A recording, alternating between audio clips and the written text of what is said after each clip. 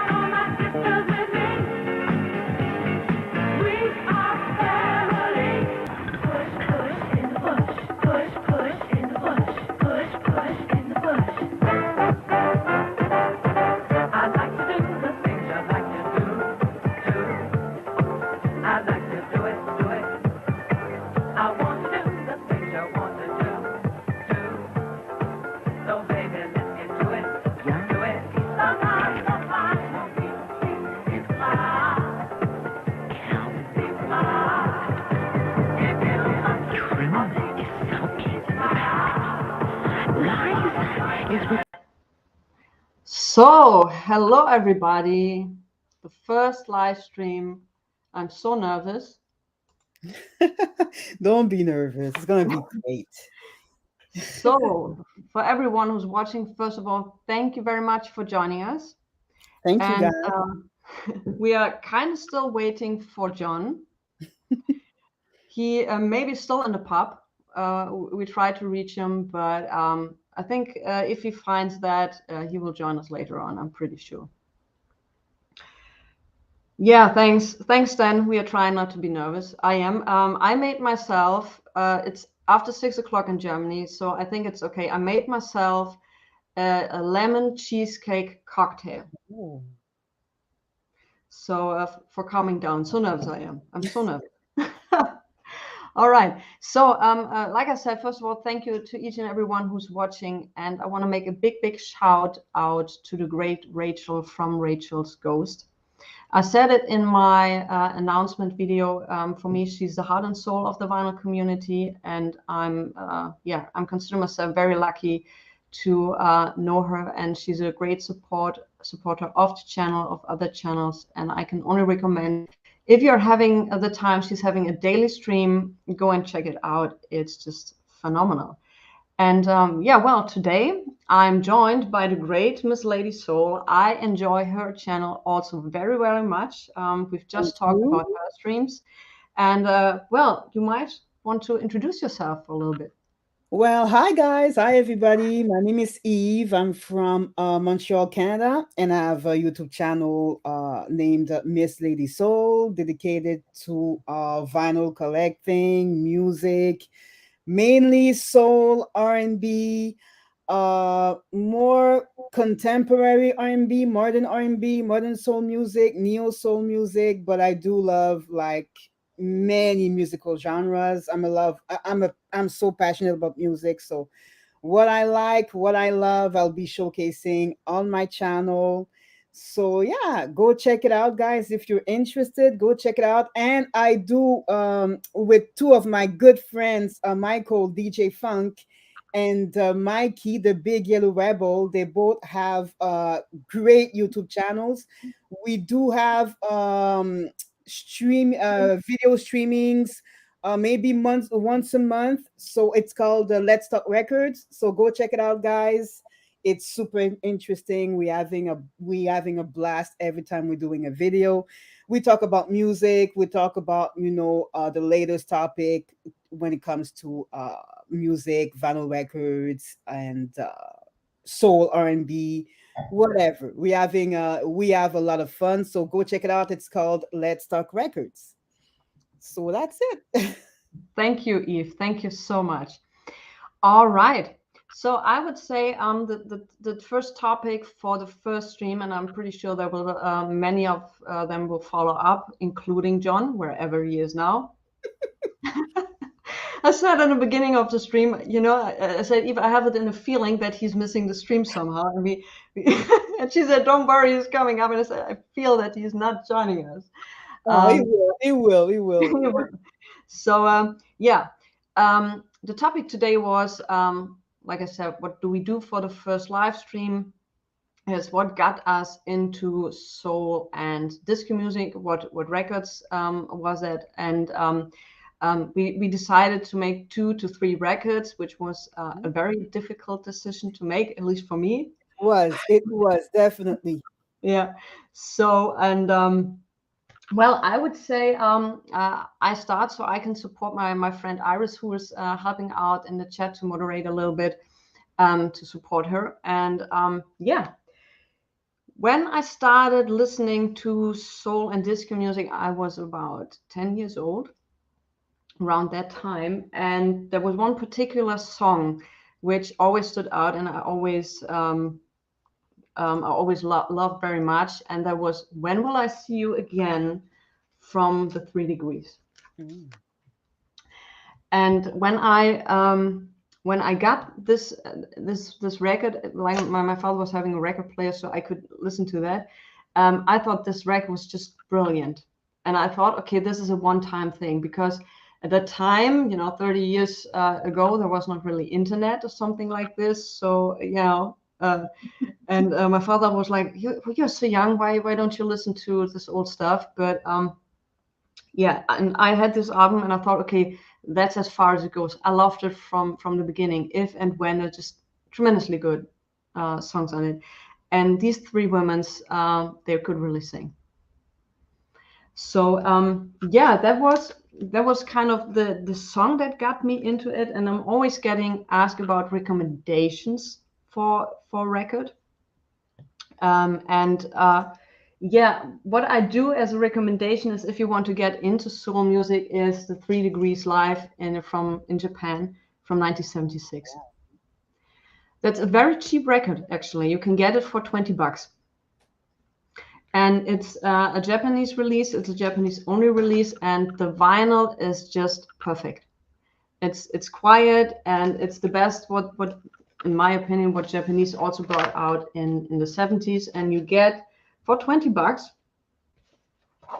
you get, and I had to make the obi, this is the stripe on it, over a certain part of the ladies, because some of the dress they wore was not so visible, not so invisible. So so you get this 2 LP sets, you get a sheet with music on it, and you also get, of course, the 1976 Japanese 3 Degrees calendar. So, and if you want to get, I think Peter wouldn't be happy to see that picture today, but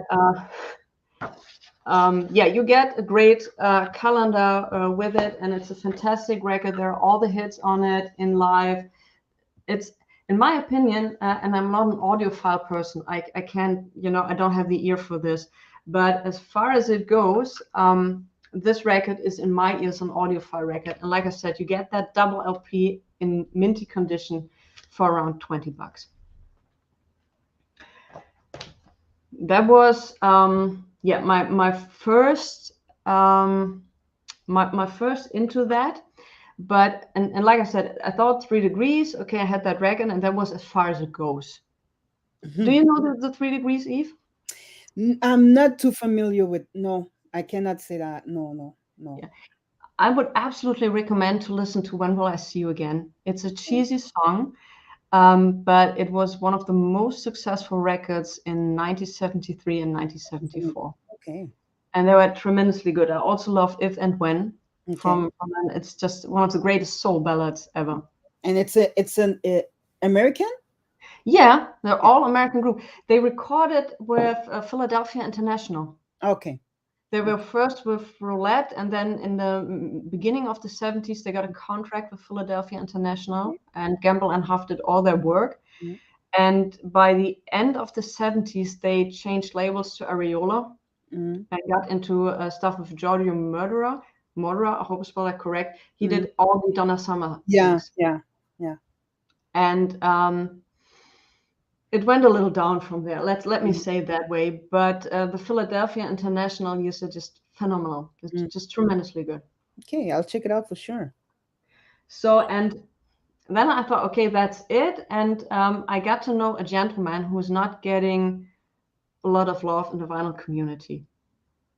But he's a tremendously good singer, producer, songwriter. He had a huge amount of output. But he's not really getting the acknowledgement he's having. But the first time I've heard that in combination with the 3 Degrees, I knew I love this kind of music. And don't laugh at me. Oh, yeah. He's a king of the kings. Come on. Mr. Barry White. Mr. Barry White.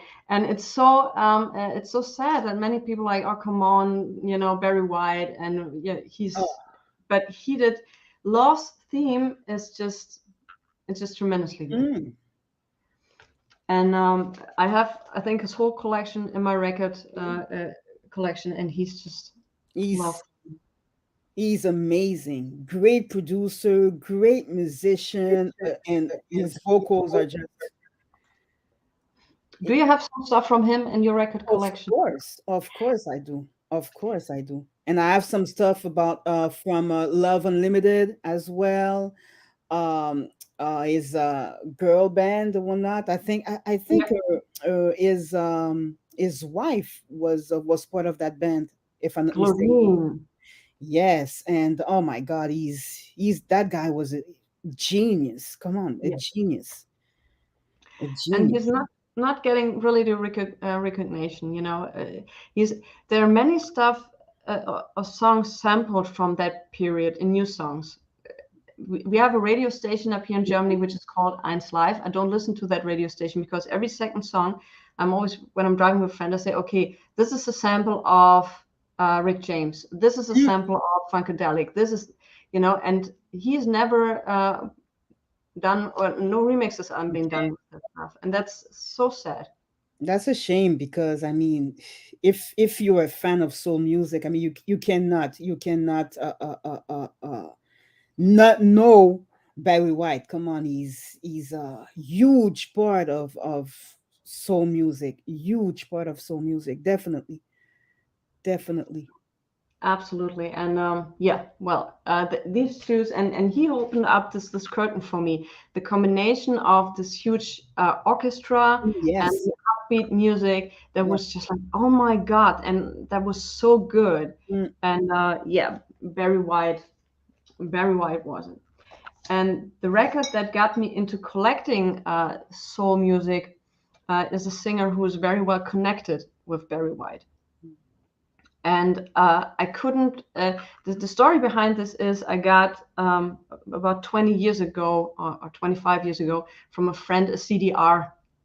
When you burned your CDs yourself and you had this map in your car, which was your playlist, and you had that, and scratch, or no, I can't play it, the whole thing. And he gave me one of these CDs and I said, hey, Nadine, I have this in my car. It says Soul. I don't know what's on it. Here, you can have it. So I put that CD in my computer at work, and I played songs like The Tramps, so Disco Inferno, and all that stuff. And then I came to track 8. And track 8, I had to stop immediately what I was doing. And I listened to track 8 again, and I thought, oh my God, that's beautiful. I have never heard that song. Who is that singer? So straight after work, I drove to my friend. I held the CD in my hand and said, who is track 8? And he's like, are you kidding me? I have this CD, I got that stuff from Napster or somewhere. I have it for years. Napster.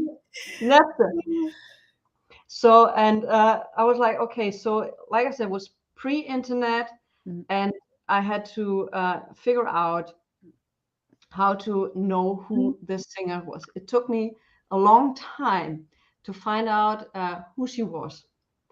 And then I had the next problem. There were no releases on CD or anything. I couldn't get the music, so I had to find the vinyl. And the vinyl at that point was so rare that you had to go from store to store and find it. That was pre-Discogs, eBay. I didn't know about eBay, and it took me almost a year to find the record in a good condition, and or find it at least. And the lady was Gloria Scott. Gloria Scott. Okay. Yeah.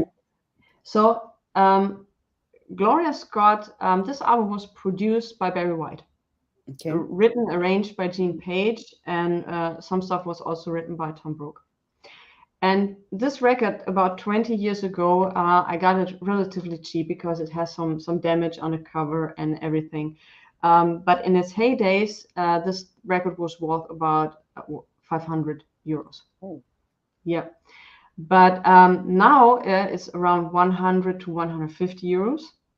And the reissues, which did cost 20 euros, are now also getting 80, 100 euros.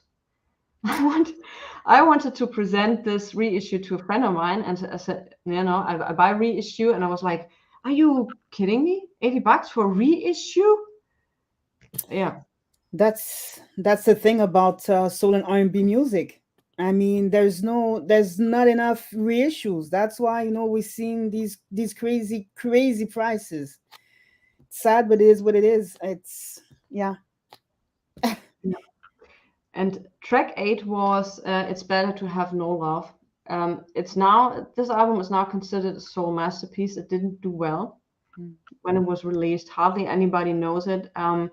But that was her only album, but she's releasing this year her new album. Oh, wow. After almost 4 decades. Okay. And this one was released in what This year? one was released in 1974. 74. Okay. I mean, that's a classical. She's beautiful. Yeah, that's absolutely. The whole package was just tremendously good.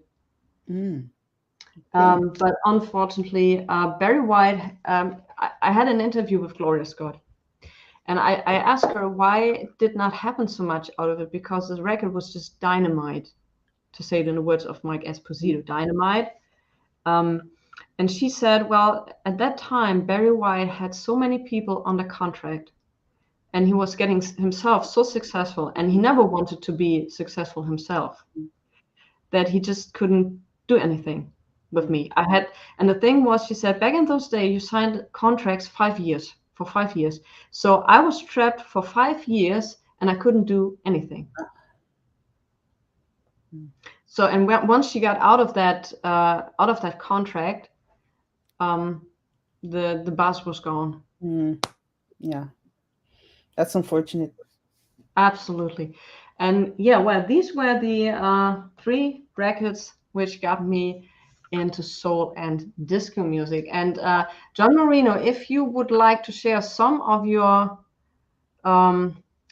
experiences on the Barry White party, we are absolutely eager to hear, and might sell it to page 6 if it's good stuff. All right, Eve, I can hardly wait. Oh my God. To hear about you. And guys, once again, if you're having questions, post it in the chat. We are eager to hear it. All right, this was, like you said, it was a bit difficult, pick only 3 albums, but yeah, I grew up in the late 90s, late 80s and 90s. I was a teenager in the 90s, and when it comes to R&B and soul music, I mean, contemporary R&B was huge in the 90s.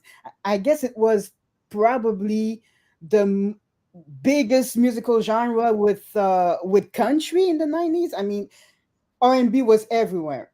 And I remember I was maybe in 1994, I was about 14, 15 years old. And man, this album came out and it just blew me away.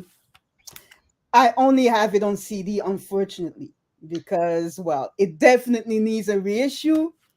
This one here. Oh my God. I'll make love to you. Was that this track? Yes, Boys Like, to Men. yeah, that was, Boys to oh my Men. God. Oh my God. I remember the first one, End of the Road. That was the soundtrack from Boomerang. Oh my God. All the Yeah. girls love these boys. So I mean, was released in 1994. Sold 13 million albums only in the US. Uh, Produced by amazing people, including Babyface, Mm. who wrote and produced "I'll Make Love to You." Jimmy Jam and Terry Lewis, who have worked with Janet Jackson and other amazing artists.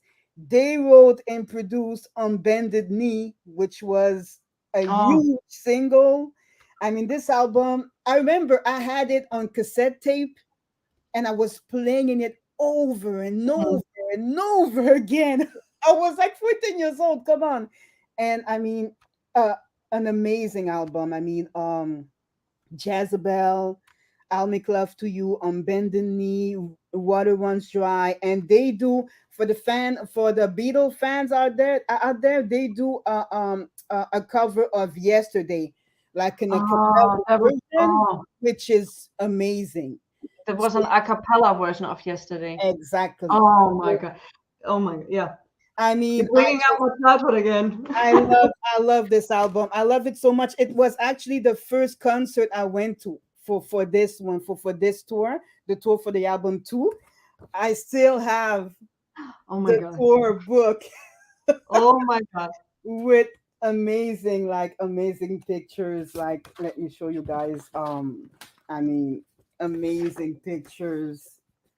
Yeah, yeah. Are they still together? They are still together except for this guy here. Him, not him, him, Michael, is not part of the group anymore because he was sick. I think he has multiple sclerosis, something like that. So Oh, he left the group in the early 2000s, oh, that's which was a shame because he was my favorite man with that baritone voice, that deep, strong voice and whatnot. But I mean, Boys to Men, impeccable vocal harmonies. Uh Amazing singers, man. Amazing singers, great songwriters. I mean, they just put R&B music into another level. When it comes to boy bands, I mean, forget it. They were the epitome of boy bands. mm. So talented, and they still do music. They still, they have another type of audience, more like, adult R&B and whatnot. So they're not interested in this new type of R&B music. Mix a lot with some hip hop. They're not interested in that. They are still doing their thing like they used to in the 90s and early 2000s. And they still have a lot of fans, a lot of success. Yeah, so I do have their a couple of years ago, Target released like a greatest hits. It's called the Legacy. So it's a 2 LP box, a 2 LP on like this, purple Oh, vinyl, which could, is very cool, very could you nice take to it have. out of the sleeve so we can have a better view on the Oh vinyl? yes, The of course, color looks great. of course. So yeah, here we go. Oh, So that's custom gorgeous, isn't labels. it? Yeah, That's Are these two shades of pink? it's like it's pinkish purple. I think it's more like, Oh, yeah, it's like two shades of like pink purple. Yeah, on two. Yeah, it's a 2 LP. Very nice, very nice. I'll show you as well the gatefold. Oh, so this is the back cover. So you have about 13 tracks on this one. It's a gatefold. Yeah, it's Pretty nice, pretty nice a copy here. So yeah, I mean, Boys to Men. That's I fell in love with R&B music listening to Boys to Men, honestly, because I think when you're a teenager, that's really when you're kind of building it and establishing your musical preferences, your musical taste. And yes, I was listening to some pop, I was listening to some soul music as well when I was younger, but I really got into music and got into R&B music listening to some Boys to Men. It was, like I said, it was the first concert I went to was a Boys to Men concert, and yeah, that's this album here. Such a brings so many good memories. Yeah, Mm. the sophomore album by Boys to Men. It's a masterpiece. It's a I'm, masterpiece. I'm I'm so happy that you showed that album because I'm kind of reliving my teens now. In my brain, I'm like having this music in my. It's unbelievable. Yeah, I Yeah. totally forgot about that album. Yeah, but I also had that on CD. Yeah, the debut was also very good, but Yeah. the second one, I mean, and they were able to do the crossover into the more mainstream audience and whatnot. Everybody loved Boys to Men back in the day. Everybody loved them. I mean, black people, white people, young people, old people. They had this very clean image, very yeah, very nice image. They were singing, romance and love in such a beautiful way. I mean, it's that was the beauty of R&B music in the 90s, in my opinion. I mean, Yeah. yes, we had that in the 70s, but it was back to that same type of feeling in the 90s. Yeah, yeah. So New Edition, as the table turns, New Edition wasn't that the group from Bobby Brown? Wasn't Yes, that New Edition? yes, yes, from Birmingham. Yeah. Yeah, yeah. In the late Very, 80s. very talented boy band as well. I mean, hey, and they still doing their thing. Yeah, of course, of course.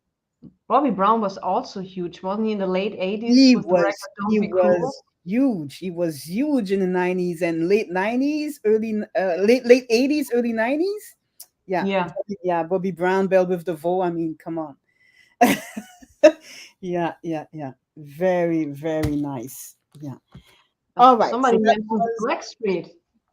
Do you have some stuff from Blackstreet? Somebody mentioned in the question. Some of you, Blackstreet. Yeah, they were also Blackstreet great. as well. Yeah, amazing. We had. I mean, in the 90s, we had some amazing artists when it comes to R&B music. That's why I Absolutely. love so much 90s R&B. And yeah, yeah. So that was my first pick, Boys to Men. My And what second pick, my second pick is it's a neo soul album, and neo soul is my favorite musical genre. Well, it is a subgenre of R&B music, Mhm. contemporary R&B music, but I just love neo soul. I love the vibe of it. I love, when everything, when it comes to the vocals, when it comes to the vibe, when it comes, you know, to mixing it with some, jazz influences, blues influences, even later on, hip hop influences. I mean, that's what I love about neo soul music. So the album I'm going to show is, I mean, the debut album by the Queen of New Soul, Erykah Badu. That's her album Baduism, released in 1997. This is a classic. So if you're not familiar with neo soul music, and you want to get into neo soul music, you definitely have to listen to this album here by Erykah Badu. I mean, it is a masterpiece. It is a masterpiece. uh Erykah Badu, artist from Philadelphia. She's now based in Texas, if I'm not mistaken. Great, amazing vocalist. Her vocals are very similar to Billie Holiday. She has that type, that voice that's very similar of Billie Holiday, but she uses it in in a different kind of way, but you still can hear Billie Holiday in her vocals. And yeah, the lyrics, the vibe of this album is just amazing. I mean, you have the single On and On, Apple Tree, Next Lifetime. My God, sometimes the whole album is amazing. The You know whole, what we're gonna do now? I didn't actually want to do it, but we're gonna play a track from her. I'm now I know what I want to know. We're gonna play a track. What track do you want us to play?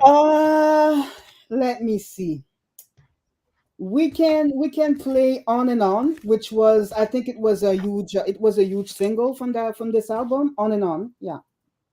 Yeah. All right. Yeah. So I mean, I remember the first time I heard this. I think it was actually the track On and On. I was in a coffee shop with some friends, and they were playing some music. And I was like, "Who is this?" Because I knew she released like a live album before that, or something like that, or she has worked with the band The Roots. But when I heard that track, I was like, "Who is this?" And the employee said, "Oh, that's the new Erykah Badu." And I remember I went straight to the record store and bought it on CD. I remember that, and I was playing that over and over and over again. I mean, I still play it today. It's just it's amazing. It's amazing, and that's a classic neo soul album here. Classic neo soul album. okay, so let's try. I'll make us mute and try to share the screen to play On and On.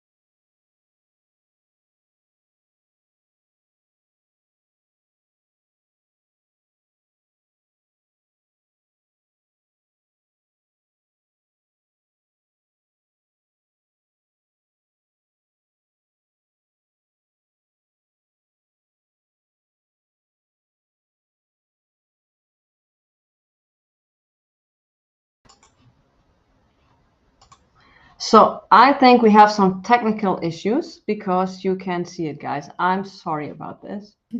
I'm sorry. I tried to share the screen. I tried to share the screen, but hold on for a second. It's Premiere, guys. It's Premiere. I'm trying. I'm trying. But somehow it doesn't work at the moment. No, yes, I know, Aaron. I know. I'm sorry. I put the link to the video down in it. I have some technical issues at the moment. She's heavily copyright protected. Ed. Okay. Yeah, maybe that's why. Maybe that might be. All right. That might be. But from what I've heard, I must say she sounded phenomenal. Yeah, On and on. Oh my God, that was great. She sounds great. She sounds great. She's yeah, she's a great vocalist. Definitely. Thanks, John. The image went on and on. Yeah, you're right. You're right. Michael, not a Michael. You're right. By the way, I love your avatar picture. It's a German actor, Eve from the which was very famous, and he played a very famous police officer. So not a Michael. A nice image. Yeah, then of course, you know, Rachel is for me the master of StreamYard. That they didn't hire her to do some tutorials is a wonder to me. You know, I'm taking a course at her, and she's training me how to do this, because when she does this, you know, each and every click, click, click, and that works out, and I'm like, what the hell is going on here? Yes, we were in the Matrix. I'm sorry. All right. My third and last album, another classic neo soul album, by he's my favorite male vocalist. Love him, super talented, singer, songwriter, producer from the US, from New York. When he released that album, it wasn't a huge deal at first when it first came out, but then he released some singles that were very big. But he's amazing, and that's Maxwell's debut, titled Maxwell's Cuban Suite. Okay. This one is a reissue on I'm gonna take it out. It's on colored vinyl. I have a thing for colored vinyl, guys. Yeah, but this is the back of it. This is Maxwell. I mean, he is another key artist when it comes to the neo soul genre. Yeah, kind of a sex symbol. This one was amazing. Let me show you. It's like this gold vinyl. Oh wow, that looks gorgeous. Yeah, very, very nice. Sounds great. Yeah, I was so happy. I was so happy when they reissued his discography. Was so happy. This album was released in 1996. Oh yeah, 1996. Um, Singles: Ascension, something, something, whenever, wherever, whatever. Great, great, great album here. It's kind of a concept album when it talks about, uh adult romance, and it's a bit like his experience when it comes to romance, when it comes to love. Just an amazing, amazing album. I mean, that album made me fall in love with that artist, and like I said, is my favorite male vocalist when it comes to neo soul music. And yeah, I love his work. I love his work. So Maxwell's Cuban Hang Suite, check this one out, guys. If you're not familiar with it, this is a classic 90s R&B neo soul album.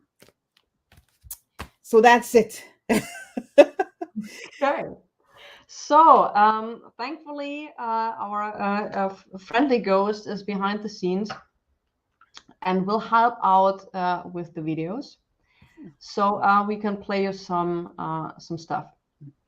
John, where is John? I had it in my feelings that in my gut that he's. I bet that he's asking tomorrow. Okay, and where's the stream? Why is nobody at the stream? So I had it in my feelings. So it's a real shame. But I'm telling everybody we're doing the second live stream and carry John out of the pub in here. Or maybe something came up, with the Queen or something. We don't know. Maybe. So, which is actually a big deal. I had a little tear in my eye. I have to be honest. She's the only Queen I knew from my lifetime. Yeah, she was. Yeah, she's been there for a moment. Yeah. Yeah. So maybe Rachel, if you could play On and On, that would be great.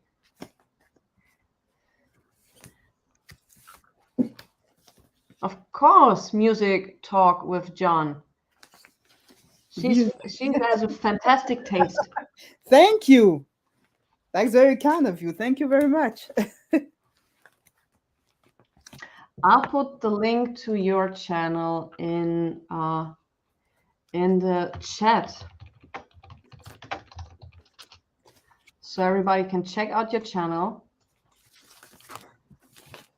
So, all right.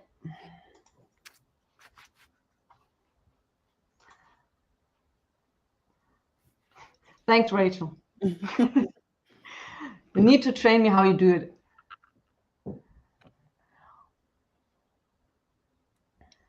Daddy, because it's flat on one side. You need to pick your afro, Daddy, because it's flat on one side. Well, if you don't pick your afro, And remember, you do all your chores before you go to class. one side high. Well, you said you was gonna take me to see Wu-Tang, baby.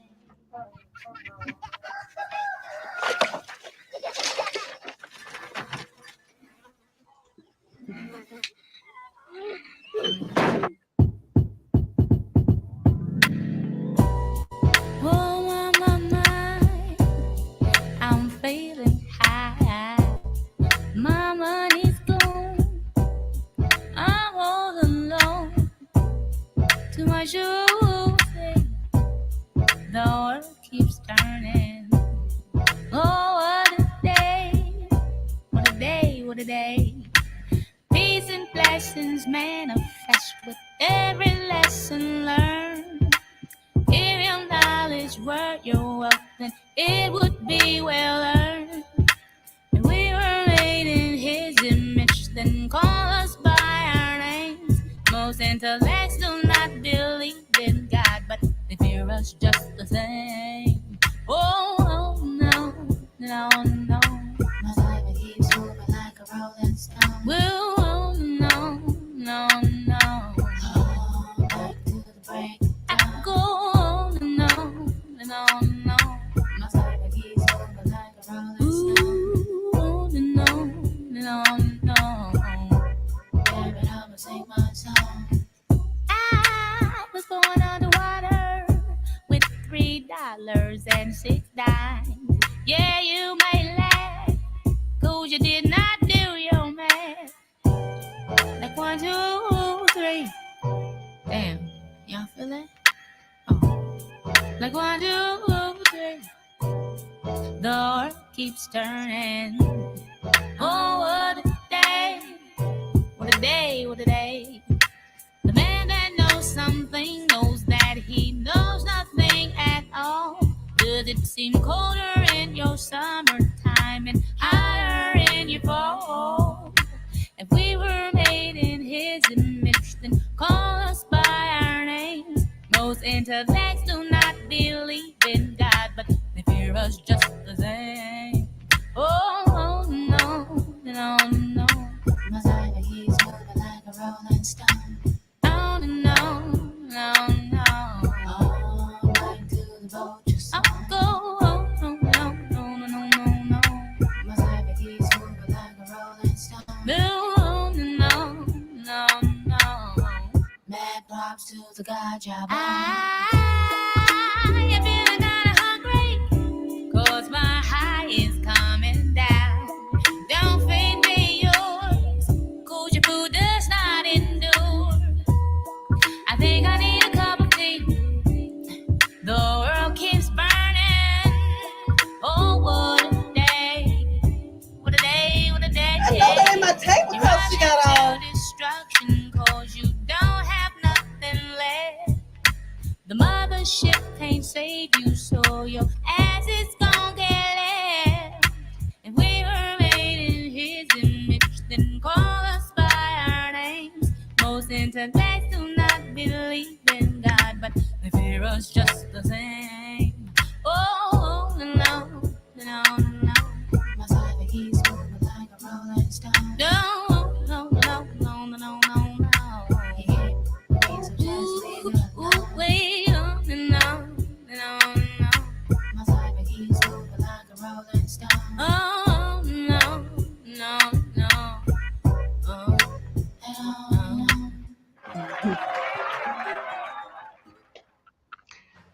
That was so good. Classic, classic. Somebody asked about the impressions. Yes, there is love in the vinyl community for the impressions. Mhm. Here's this one. I grabbed 3 the hard way. This is the Mhm. reissue of the movie soundtrack, which is very good. Mhm. And for those who were today in Rachel's daily show, we're talking about songs that started the disco area.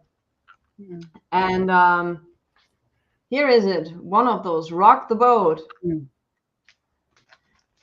Do you remember Rock the Boat, Eve? A bit. I'm not a huge fan of disco music. I only listen to disco music at parties and whatnot. I always, find that disco music was a genre, a singles genre. I mean, I never quite seen this genre as when it comes to like a full album, as a full concept and whatever. I always find, the genre as a single genre. I mean, the hits and whatnot. But yeah, I cannot say I'm not very familiar with disco music, but I guess I like the big hits. I like the big hits, but it's something I would like to get into a bit more, to know more. So We have yeah, the then channel for that. yeah. But Rachel, if you wouldn't mind, could you play "When Will I See You Again" from the 3 Degrees? That would be awesome. So we get a little into that. Somebody mentioned while we were playing on and on. Yeah. Somebody mentioned Anthony Hamilton.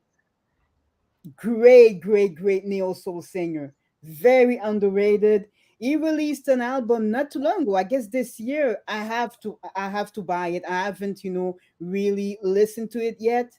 But yeah, Anthony Hamilton, another great one. Another great one. Teddy I P. I need to come on now. Come on. Of course I knew Teddy P.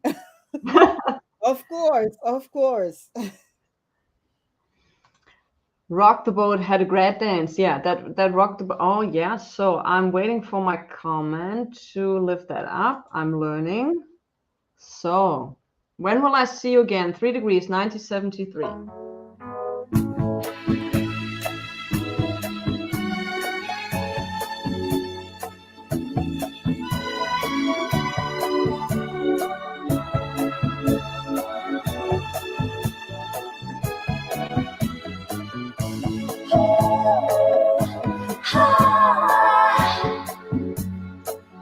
The harmony.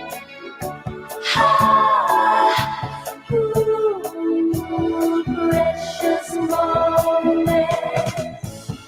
When will I see you again? When will we share precious moments? Will I have to wait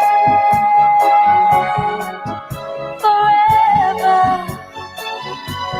Will I have to suffer and cry the whole night through?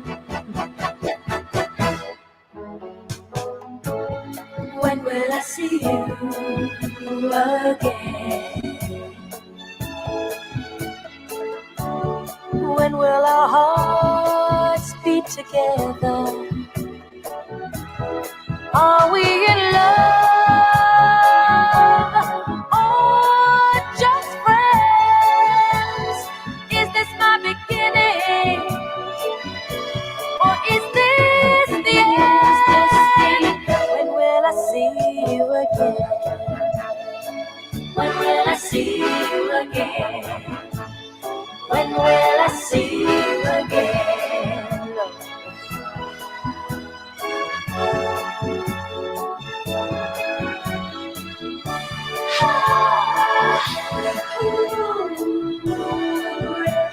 Lord? Are we in love or just friends? Is this my beginning or is this the end? When will I see you again? When will I see you again? Sweet, sweet love, when will I see you again? Come on, come on. When will I see you again? Tell me again. When will I see you again?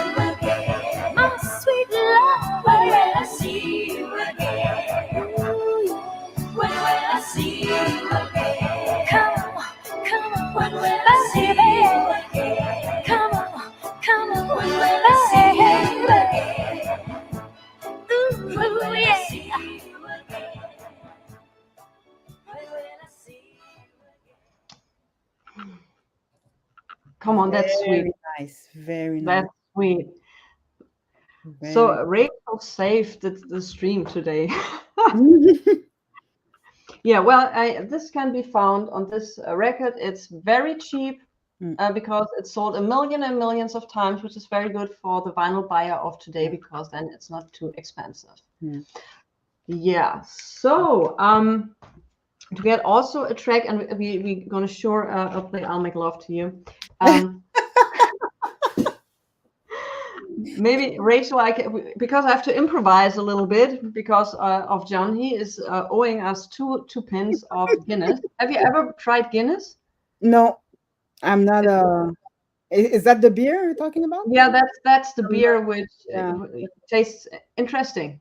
Let me put it that way. It tastes interesting.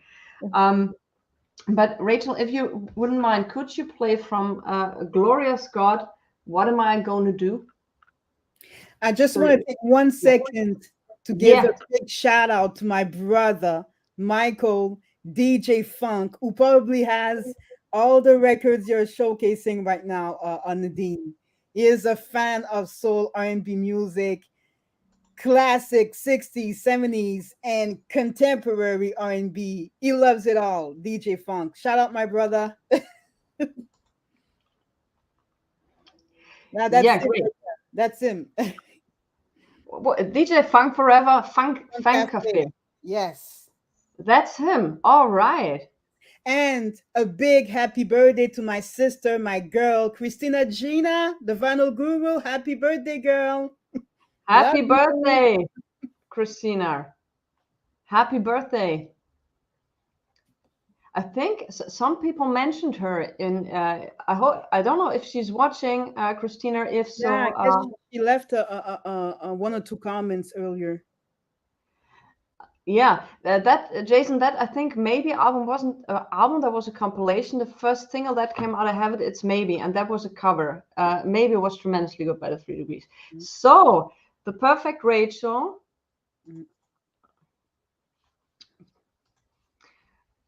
What am I going to do?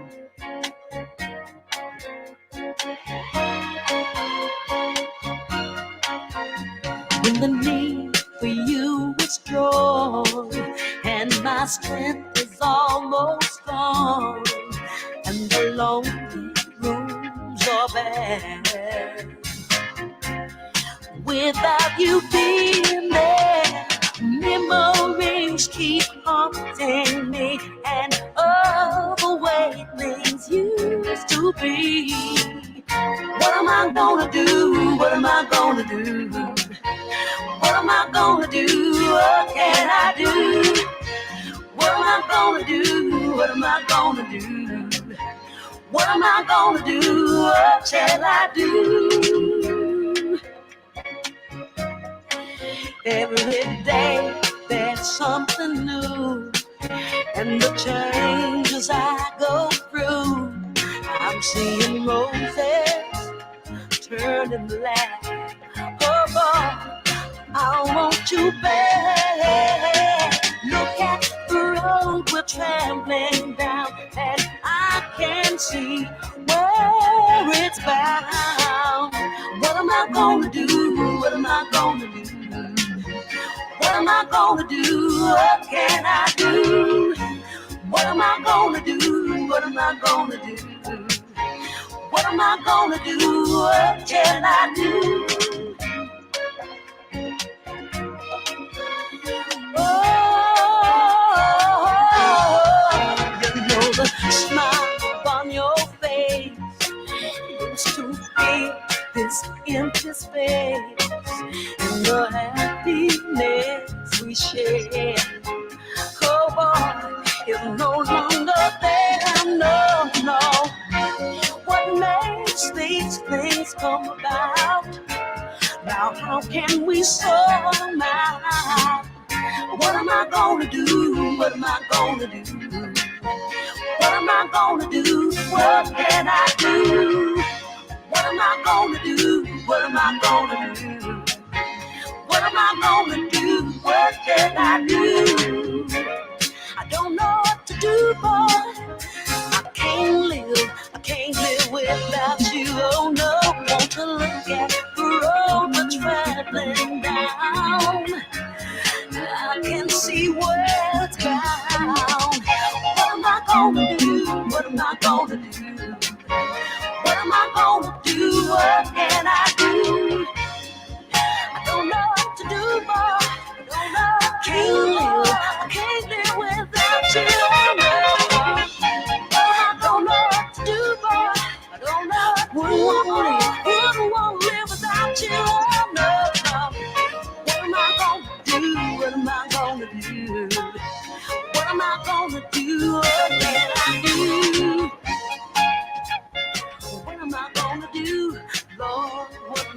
What am I gonna do?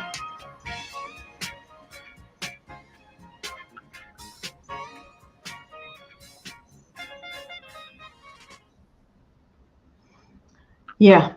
It's a shame that this album wasn't, very big. It's a shame. It's a shame. It's a shame. And she recorded a complete second album for Barry White, and a single was released, but the whole thing got shelved. And rumor says that Claudine was a very jealous woman, and and Barry White had Claudine under contract, had Gloria, so he had to make kind of decision, and the album, just a few tracks from that second album somehow came up, but yeah, this whole thing is just an absolutely masterpiece, and you can get it on Spotify and wherever, YouTube. So DJ Funk Forever, Funk Cafe, you want to join us up here? You can come up here. Be a more a right on spot replacement for John, who is still on the pop. Please check out his channel, guys. He has an amazing channel. He is so knowledgeable, man. Is my good friend in the VC, a lover of music. A lover of music. Yeah. So DJ Funk, just let us know. So as the table turns, as Can You Play, Can I Call You Rose? Beautiful track. Beautiful track. Great band. I saw them not too long ago. They were opening for another band that I went to see not too long ago, and so talented. Can I Call You Rose? It's a beautiful song. It's a beautiful song. Yeah. And they just released their debut album not too long ago. Don't have it yet on vinyl. Looking for buying that one very, very soon. Yeah. It's a new band, but they have that, that classic and old soul vibe. Very, very interesting stuff. Beautiful stuff. Grace Jones. Yeah. Yes. I like most of her stuff. I don't know about you. If some stuff is very yeah, some I like, some I don't, but she's a great artist, but like you said, some I like, some I don't. Yeah. So this question for you: what about the foreign exchange? Foreign, I'm not familiar with that. Sorry, I'm gonna look it up. The foreign exchange. Do you like the Ohio Players? Yes, of course. They had a great cover shot. I think there was one with the honey. Yes. Yeah, we can't show it. They had the most sexiest, album covers. Yeah. Crazy. Yeah. I have some stuff of them here. They were the one who made Fire. Yeah. Yeah, that was a huge hit. But the one with the honey, oh boy. That was a cover. Yeah, we need, all what we do up here, guys, is just improvising. But it was, this one. Yeah. This one, Fire. Yeah. Honey. I mean, yeah. They had this, beautiful album covers. I mean, great. That's a great funk soul band. Come on. Yeah. A must. You're not going to believe who will be joining us just an hour later than expected. Because I'm so sorry, Nadine. I'm so sorry. Because he was trapped in the pub. Oh no. Sorry, I've got tied up, so I've only just got here, so I'm so sorry. We are better late than never, though. Better late than never. Yeah, we are so happy that you're here, and thankfully Rachel's Ghost was once again a big support in the channel. I hope she stays with us a little bit. She is my mental support, because I was so nervous. And you know, and at the beginning of the live stream, I said, Eve, I don't think he's coming. No, I'm very sorry, Nadine. I'm very sorry. No problem. This can happen. We improvised a little bit. We can show you in just a few seconds the album which we were talking about, which got us into soul and disco music. There was, first of all, the 3 Degrees with When Will I See You Again. That's how I started with. I made a recommendation. If people want to have a 3 Degrees record into starting in that music, they should get the live album from 1975, which is absolutely great and very affordable. And then I said what also got me into this kind of music, and I'm not ashamed of saying this because this artist is getting way too less recognition, is Barry White with his Love Theme.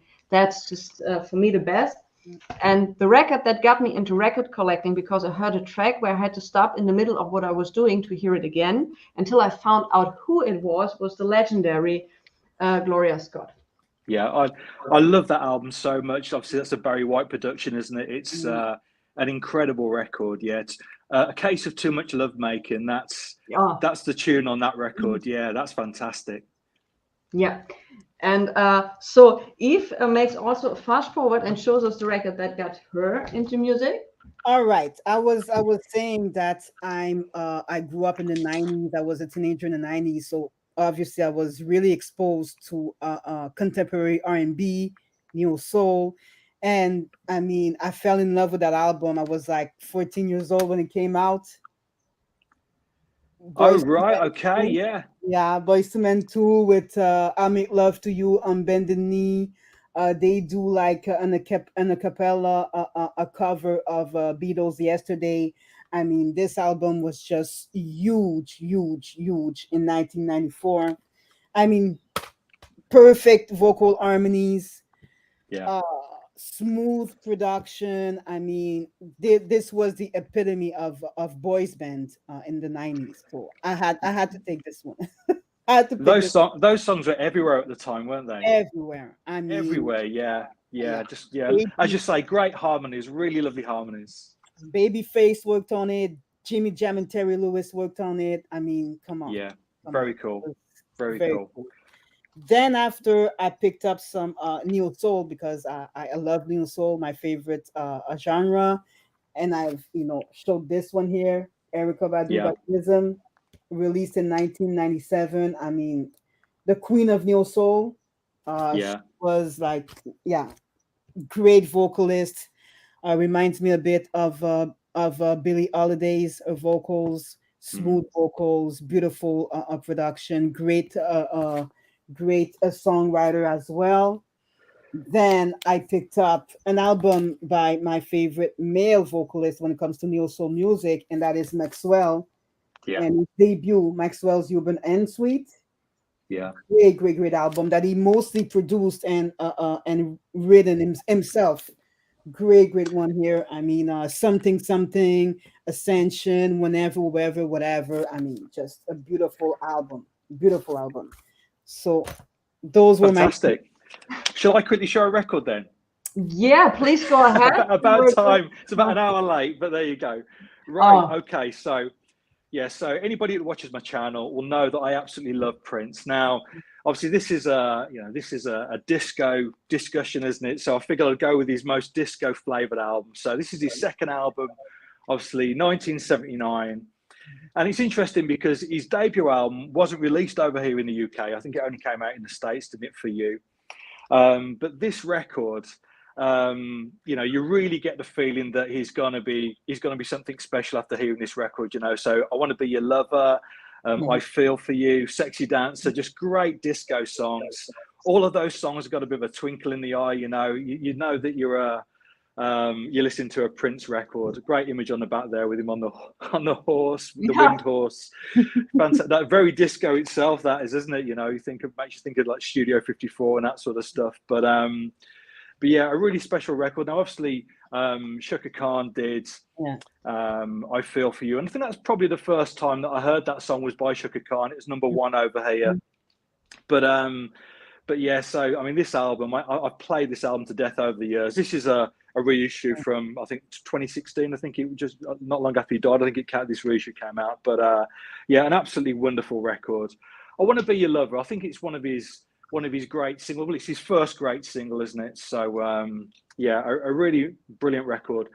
Obviously, things got a little bit strange with the record that came out after this, Dirty Mind. That's got a bit more of an edge to it. But this is a straight SoulDisco album. So yeah, wonderful stuff. I take it you're both Prince fans, yeah? Of course, of course. Of course. But I must say that I prefer Chaka Khan's version of Feel For You. Oh, right. Okay. Yeah. Yeah. I mean, I can see that. I can see that. I think that's the I mean, she's got a great voice. He wrote so many good songs that he did for himself, but then gave to other artists and make them, you know, huge hits, like Sinead O'Connor's Nothing Compares to You. Nothing Compares to You, Chaka Khan. I mean, but Nothing Compares to You. They released the demo version of this by him, and I listened to it, and I thought it was the absolute right decision to give this song to her. Yeah. It's not, it wasn't a feeling like, okay, I've known this version, so I like it or prefer it more. But I think that was the perfect song for her. It didn't, I didn't have the same feeling when he sang that song. No, I agree with that. I think Nothing Compares to You. I think most songs, I mean, I see what you mean about Chaka Khan. I must admit, I do prefer this version, but Nothing Compares to You. I think that Sinead O'Connor really made that her own. You know, it goes far to say that's now Sinead's Connor. It's no longer Prince's song. Her version was the definitive version, you know. But yeah, absolutely wonderful stuff. Did you get, just a question, which came in, did you get the RSD Prince Gold Experience 2 LP set? Yes. Did that come out where you were as well? I know it came out in the UK for Record Store Day, the 2 LP Gold Experience. I've been waiting for that for years because I've had it on CD since it came out, but I've never had a vinyl copy. So that Record Store Day release was really important for me, you know. So to finally get a copy of that on vinyl, but yeah, a brilliant album. That's, you know, I think that's probably one of his best 90s records. Yeah, he had that Black album which he didn't want to release in the late 80s, and everything was destroyed till a few copies which were sold for like $10,000-$20,000. And that one I think got released somehow. Yeah, it was released in '94, so it should have come out in '88, I think it was. And obviously he pulled it, and Love Sexy was the album that came out instead. But it was reissued. Well, it was actually formally issued by Warner Brothers in '94 and a limited run. I've got the CD of that, but there were a few vinyl copies at that point, which are incredibly expensive as well now. But I really like the Black album, but I think he made the right choice in going with Love Sexy instead. I think Love Sexy is a brilliant album. It's a really positive album. It's very different to the Black album, which is quite dark in places. But yeah, Love Sexy is a brilliant record. Okay. Great. So I can hardly wait for your second record. Okay. Yeah, fair enough. Right. So this would be something that you all know. I've gone with the obvious choices. Oh my God. Curtis Mayfield. Yes. Right. So this is probably, arguably the record that got me into soul music. I'm a big fan of The Jam. Do you know The Jam, the band? And in 1982, they put out a single called Beat Surrender. And on the B-side was a cover version of Move On Up by Curtis Mayfield. Now that's where I first heard that song, the Jam's version, but by hearing it, I went out and picked this album up not long after. And it's, I think this is his finest moment. I mean, obviously that's saying something as well, because you've got all the great songs by the Impressions. And, I think any of his solo albums from this up to the mid 70s, I think are all fantastic. But I think this is the best one. And Moving Up in particular is an absolute monster of a song. I mean, I've got a real big thing about Saturday night music. That's why I like disco music, stuff that really makes you feel good. You want to dance. And I think Move On Up is exactly that. It's a perfect record. And especially on here, the extended version with the instrumental at the end. Yeah, wonderful stuff. Why not Superfly? Actually, I mean, Superfly is great, but I think this one just pips it because of Move On Up. Move On Up, I think that's his finest moment, Move On Up, his best tune. And yeah, that's what makes me go with this. But Superfly is a brilliant album, of course. Yeah. They do. What was Run In, Run Out Grooves is doing a reissue of Superfly, and everybody is praising it. It's a 2 LP set. Has the original version, which is cut by Bernie Grundman, a very famous cutting engineer, and the second record has some rare stuff on it. The first record is, for those who's that very important, is an all analog production, AAA, and the second record is, as far as I know, a digital transferred version of the record, but you can get that very cheap still in a special edition, 2 LPs, and you get also a record thing which you can put on your record player, Yes. Yeah, with the Superfly logo. I wouldn't use that on my turntable, but anyway, it looks good. And so I got this recommended all the time. And even Michael from the In-Groove is praising it like every time I see his videos. So who's into Curtis Mayfield should get that Superfly release. I only heard good stuff of it. And does it include any extra material, or is it just the album yes, split over 2 albums? Do you have the original LP as the 1 LP, and on the second LP there are kind of outtakes, alternative version, instrumentals, and radio spots. Yeah, I'd like to hear that. Yeah, I mean, those early 70s records you made, obviously, there's the Curtis album, there's the Superfly soundtrack, Roots, Back to the World. Obviously, they're very much of that time. I mean, you know, I suppose it's the sort of golden age for funk, isn't it? The early 70s, that very early 70s sort of period. And yeah, I think it was incredible. A great guitarist as well, Curtis Mayfield, a really underrated guitarist. Yeah. You can hear with the influence of the likes of Pop Staples in his playing. Yeah, a gorgeous guitarist, but yeah, and obviously a brilliant songwriter. So yeah, you can't beat Curtis. So the question is, what is your favorite blaxploitation movies? I think this is a question we all three should answer. Oh my God.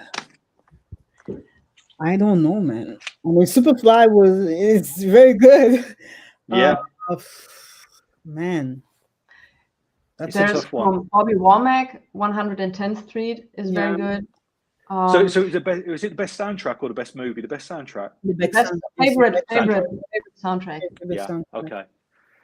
Yeah, I'm a big fan of. Well, actually, I should say that tomorrow night here in Birmingham, there's a double bill of Jackie Brown and Coffee, the film, and in between there's a Q&A with Pam Grier. So I'm there tomorrow night. So that's a cool night. But I love the Coffee soundtrack because that's Roy Ayers, and you've got that sort of jazzy funk thing going on. That's a really good soundtrack. But yeah, it's hard to beat Superfly. Superfly is a brilliant soundtrack, of course, isn't it? Yeah. No, Willie Hutch made, I think, also a soundtrack, which was very famous. But I must admit, I love the Pam Grier movies because it's for me, it's a woman thing. Because in the 70s, Pam Grier and many of these black strong females, they were kicking the man's asses, and they're shown, I'm somebody, I deserve respect, you know. And they weren't like these typical housewives things. So I have to raise the children. I don't need a job and all of this. And I thought that was such an important message. So that's why I love these blaxploitation movies. They're cheesy as hell. The picture quality is beyond VHS on a bad day, but the message and all of that is just tremendous. So I'm a great fan of all Pam Grier movies. You know, very strong ones, very weak ones, but I love. You know, actually, I love all kinds of blaxploitation movies. But it's interesting you mentioned the Willie Hutch film there, which is the Mac, isn't it? And that soundtrack came out of Motown. And I really like that album because it's more song based. It's not necessarily hasn't got the big instrumental pieces on it. It is more of a song based soundtrack, a bit like Let's Do It Again, the Staple Singers album that they made with Curtis Mayfield. That's another brilliant blaxploitation soundtrack, albeit, as I say, it's more song based rather than instrumentals. But yeah, absolutely wonderful stuff. But there's so many. There's just so many, isn't there? Hell Up in Harlem by Edwin Starr. Oh, I love Hell Up in Harlem. That's a great. Oh, we could do an episode all about this one. Blaxploitations, yeah, too right. Just tremendously good. The whole combination is just tremendously good. I say one of the films tomorrow night is Jackie Brown, the Tarantino film, and that's obviously that is a brilliant film, but you know, argue probably his best film actually for me. But his use of the blaxploitation music in the film is brilliant. You know, it's so clever. And obviously, using the opening sequence you've got across 110th Street. Yeah, and that's really effective. So yeah, it's a real nice homage to that genre. Really cool. Marvin Gaye did what was that name? Trouble Man. Yeah. Oh my God, this is Trouble Man. Oh my God. Also Black Caesar. You know, there's so many. The list is endless, isn't it? It goes on and on. Yeah, it's brilliant. All right, I wasn't expecting that question. All right, so Joe, if I would be the wax, and what I've missed today is, hey, listen, Josh D, is Joe. That's I think the Eve did a video on this. Yeah, check it out. We did an episode on my stream video. Let's Talk Records. I think it's the third episode, if I'm not mistaken. So go check it out. We talk about it with my friends DJ Funk and Mikey, the Big Yellow Rebel. We talk about this. Yeah, we do. Yeah. This, you know, this whole thing is, I'm giving you just my 2 cents of it. We all know now that it's digital. I did not cancel my order because I trust Michael Esposito when he's saying it sounds dynamite, it sounds great. So I expect for that kind of money, the best possible thing to get. But I know now what I'm getting. Still, I think it's too expensive. You know, because for me, everybody's saying, yeah, the process is the same and it's the same kind of work. Some people say, no, it's different. When you have work with analog, it's much more complex, much more anything. But I'm not canceling this order, but I'm pretty sure I'm not going to order anything again when it's not all analog and if they are not reducing the prices. So these are just my 2 cents to it. I totally agree with you, Nadine, on this one. I totally agree, 100%, 100%. I mean, I have, you know, I'm having a hard time understanding why you have to sell the most, you know, sold records, a record like for $100. I mean, when there's a ton of, I mean. There's a ton of reissues already, and the original sounds great. So to me, I don't understand, but me, it's just me. I don't really understand it. But hey, for $100, I don't know, man. I really hope it sounds amazing. I really hope. Otherwise, I'm sending it back. If it doesn't sound, if it's not knocking me out of my feet, if I'm not expecting some kind of vampire next behind my speakers when I listen to it, I will be disappointed. I mean, I'm pretty satisfied with my, you know, $12 original Canadian pressing of Thriller, personally. Yeah, I'm with you there. I'm not an audiophile. I mean, most of my records pop and click and whatever, you know. So it's just the nature of collecting old funk and soul records, I suppose, isn't it? And reggae records, which I collect as well. But yeah, you see, I think people are missing the point with Thriller, because I think that the original pressing of Thriller sounds great, produced by Quincy Jones. You know, the famous story is that the album was pressed for, you know, the test pressing was put to Quincy Jones. He listened to it and he thought it sounded absolutely awful, so he cut down the number of songs. So, you know, the running order on that album has been designed to keep it the best sounding on vinyl as it possibly can. You know, so it's an incredible sounding record. I know I've been listening to people talk about the forthcoming Mo-Fi issue and basically saying the original doesn't sound good. I think it sounds great. It really does. And you say $100 for a copy of Thriller just seems steep to me. It really does. I think it'll sell out. I know they're pressing 40,000. I know a lot of people are talking about the hoo-ha around Mo-Fi and the fact that they, you know, essentially have lied with, you know, with their process, etc. But I think it'll still sell out. Michael Jackson fans will buy it in their droves. They'll ship 40,000 and no problem at all. But yeah, I won't be buying it. Yeah, I think this should be the final words to this whole MoFi situation. Please don't ask about MoFi. Please don't do it. Hello from Louisiana. I read in the beginning some people from Tokyo are watching. Wow. Thank you. That's incredible. Thank you so much. So, That's and incredible. I promise the next time we will doing this, John will be on time. Yeah, I won't be as tardy next time. I do apologize. Yeah, no problem. Shall I show the another women record? saved it for you. I'm trying to catch up. Shall I show another record? Yeah. Yeah, go ahead. Right. Okay.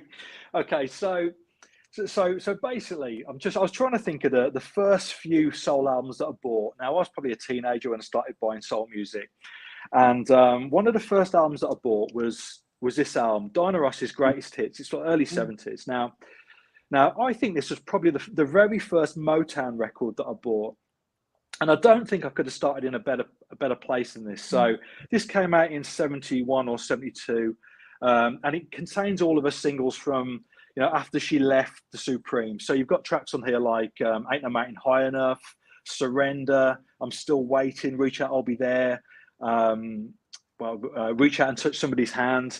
And this is like probably the cream of Motown at that period. You've got most of the songwriting and production is done by Ashford and Simpson, who were, you know, absolutely in their prime at that point. And all of the songs really suit her voice. I think these songs are better than the Supremes records. That's how good I think it is. So this is a record that you'll find for £1 or $2 or $1 or €1, whatever. It's a cheap record, but it sounds great.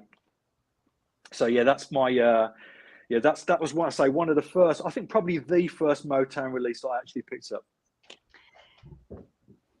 I like the package of that record. The picture is phenomenal, and this whole front and everything is just so. And the version of Ain't No Mountain High Enough, which I think that was a perfect record for Marvin Gaye and Tammy Terrell. There was just, and having the guts to take this masterpiece and doing your own version out of it, and in my opinion, I even like it a little bit more than the original. That was tough.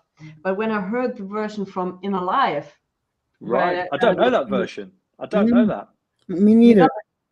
Jocelyn Brown, with the help, I think, of Larry Levan, which was a very famous DJ, she made a version of Ain't No Mountain High Enough. That's just brilliant. Rachel, may I can ask you to bring up In Alive and Ain't No Mountain?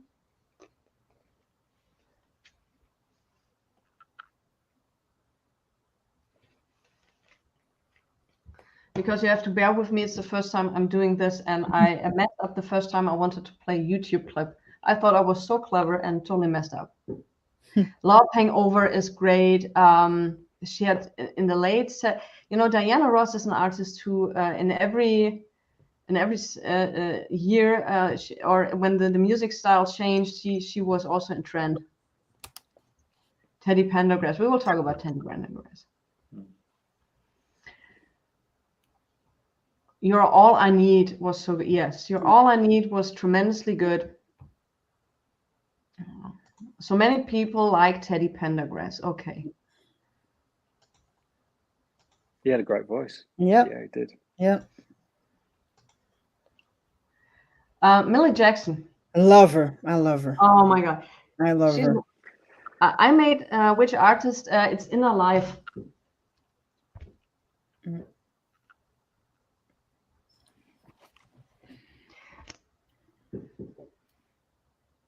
Thank you so much, Rachel.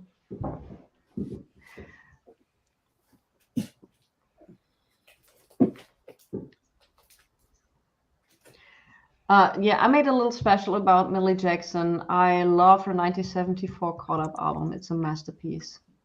Yeah. So Caught Up, the follow-up wasn't so good, I think, but she made a tremendous amount of great records. And she said that she's not, she didn't take the big part in recording career because she was very outspoken. And she also had, I think, an Oprah song called Fuck You, which, you know, that's why she didn't have the breakthrough she deserved. I really like those first. Yeah, I like those first two albums. Yeah. Caught Up and Still Caught Up. I think it's a lovely pair of records. That is, but Yes. I think I think some of her other stuff. I think it's a lot more patchy. I think those two are pretty good, start to finish. You know, I say that's a good pairing of records. But her other records were a bit patchy. Yeah, I think so. So Rachel found it. I'm picking it up. Ain't No Mountain.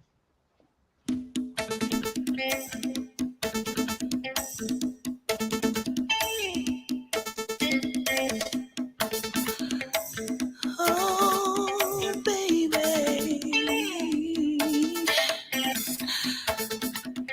Ooh, I ain't going nowhere. I'll be right here as long as you want me, baby. Oh, yes, I will. Call my name. I'll be right there. Yes, I will.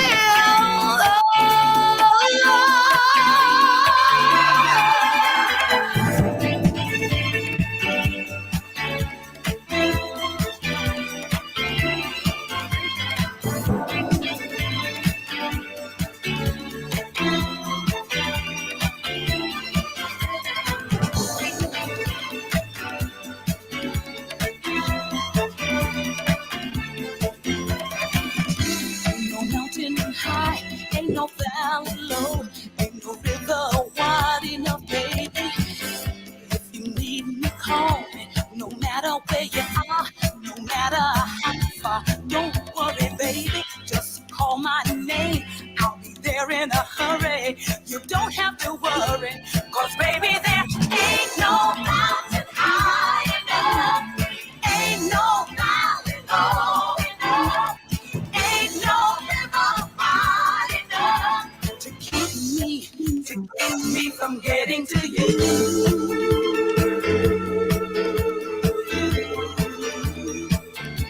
Remember the day I set you free.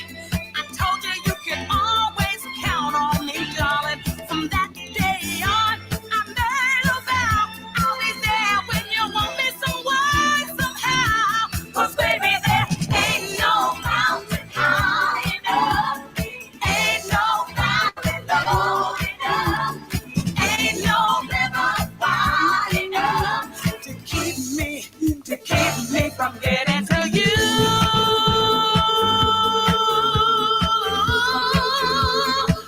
Ain't no mountain high enough, no valley low enough, ain't no river wide enough, keep me from getting to you. Don't you know I'm coming? Yes, I will, and I'll be right there when you need me. Oh, baby, yes, I will. All you gotta do is turn around and see me right there. Hey, boy, no valley low, to keep me from getting you. No mountain high, no valley low, to keep me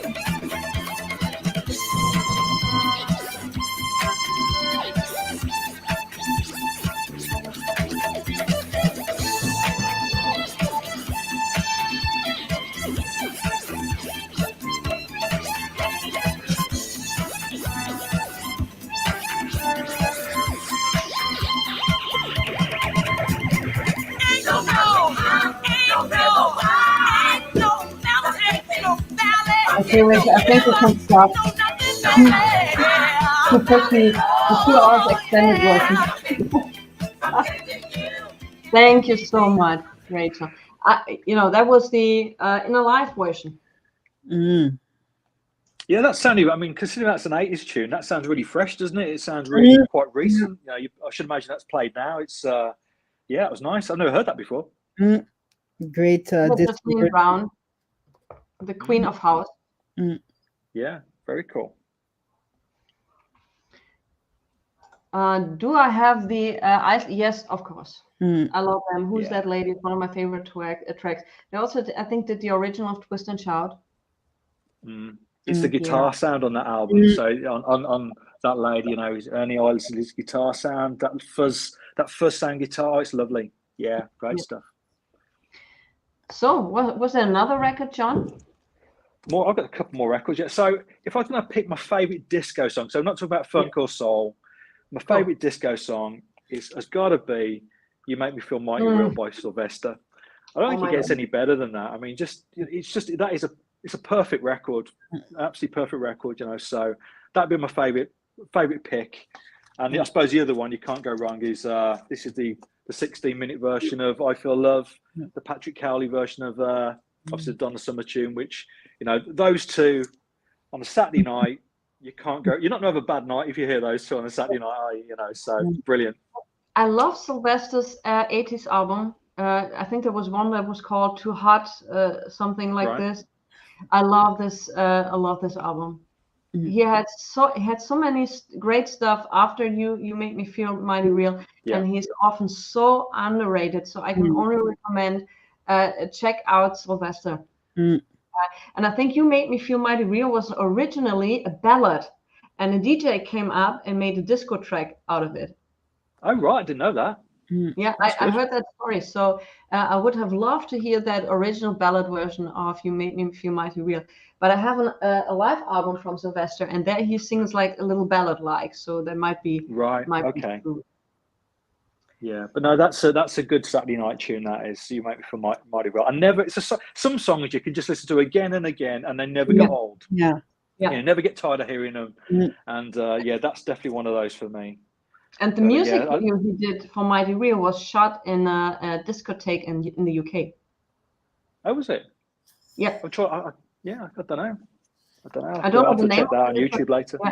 But there was a discotheque in the UK, and my God, he could wear like everything. I was so jealous. Have you seen the shoes he was wearing? I was jealous. I could never wear the shoes.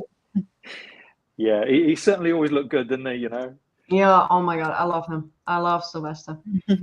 You have a great choice in music. Well, it's just all the big hitters, isn't it? You know, there's nothing fancy or obscure about any of these. These are cheap records that you can find anywhere. And if, you know, anybody's getting into soul and funk and disco, you can get these records cheaply, and they are fantastic. They sound great. You don't need to spend $100 on a Thriller reissue. You know, buy the Sylvester album, or I don't know. I've got something else here. Well, I've got one more, I think. Or buy, say, Chic by Chic. You know, that's you know, you'll get that for less than a tenner. You know, it doesn't get any better than that. That's another perfect disco record. Anything with Nile Rodgers on it, Bernard Edwards.